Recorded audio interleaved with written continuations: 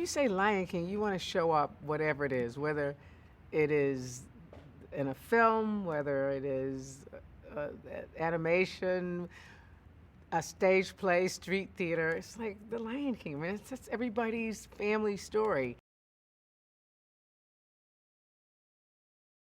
Somebody like Favreau, what we bring is that's the storyteller, whoever is directing, and you are parts of sentence construction, and you give them everything. It's like, okay, here's all the nouns, the verbs, here's the way and then let them assemble. So I show up.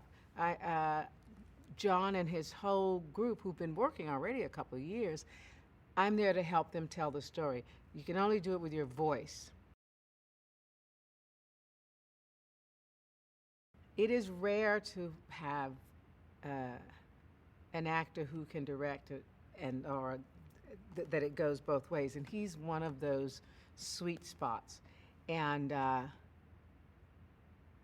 mean, I don't encourage it in anybody thinking they can direct just because they act, and directing the other way either.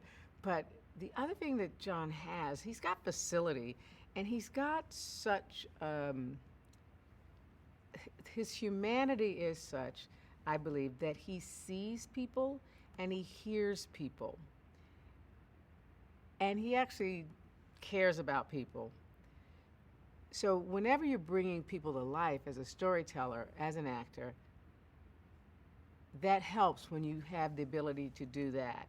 You can put some skill on it, but skill also won't make the kind of actor that draws you in and holds you.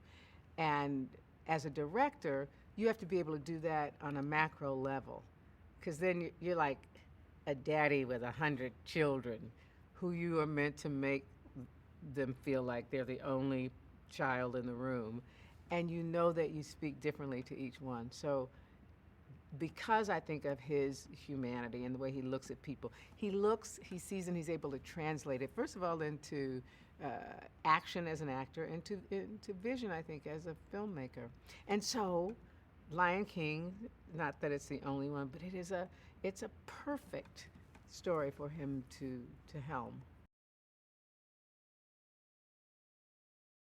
No matter what is happening, it is up to Sarabi. She's sort of standing in lead position as a lioness, but it is definitely a community of lionesses. They're the ones you don't want to mess with, as opposed to the one guy that's running around, or what do you call it, trotting or loping around, uh, marking territory and all of that. So we do what lionesses do, what women always have done. We hold down the fort through locusts and fires and deranged brother-in-laws.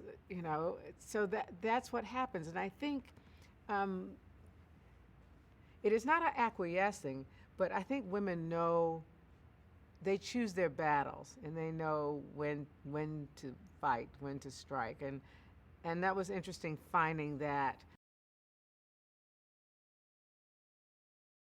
I want everybody to feel like in their lives there's nothing that has happened, nothing that they failed at, or nothing that's been done to them, or anything that defines them. They get to rebirth. They get to come again.